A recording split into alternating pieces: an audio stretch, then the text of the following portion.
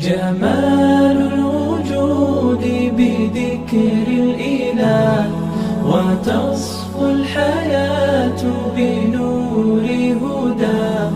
جمال الوجود بذكر الإله، وتصفو الحياة بنور هداه.